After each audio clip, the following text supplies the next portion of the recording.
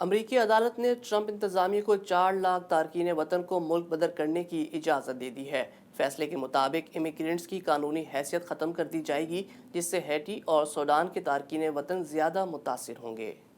عدالت کے اس فیصلے سے امریکہ میں رہائش پذیر ان ممالک کے باشندے متاثر ہوں گے جہاں جنگ اور قدرتی آفات کے باعث نافذ کی گئی ہنگامی صورتحال ختم ہو چکی۔ ٹرمپ انتظامیہ نے تارکین وطن کے لیے عارضی تحفظ پروگرام کو چیلنج کیا تھا۔ 3 ججز کے بینچ میں سے ایک نے مخالفت کی اور 2 نے ٹرمپ انتظامیہ کے حق میں فیصلہ دیا۔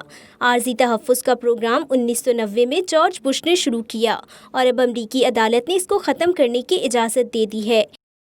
امریکی عدالت کے اس اہم فیصلے سے متعلق مزید اپڈیٹ کریں گے واشنگٹن سے ہمارے نمائندے فضل خالق۔ جی فضل خالق، بتائیے گا اس فیصلے کا اطلاق کن لوگوں پر ہوگا اور کون کون سے ممالک کے تارکین وطن زیادہ متاثر ہوں گے؟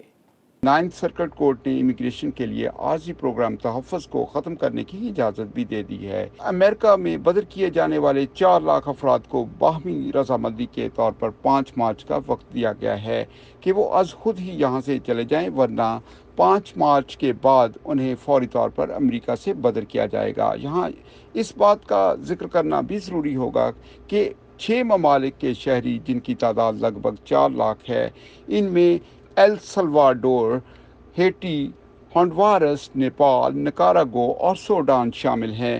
ٹرمپ انتظامیہ کے موقف کے مطابق ان ممالک میں ایمرجنسی ختم ہو گئی ہے، لہٰذا انہیں امریکہ سے بدر کرنا ضروری ہے۔ ٹرمپ انتظامیہ کی نئی پالیسی سے شام، جنوبی سوڈان، صومالیہ اور یمن کے شہری جو ہیں وہ متاثر نہیں ہوں گے۔ جی بہت شکریہ فضل خالق، ہمیں تفصیلات سے آگاہ کرنے کا۔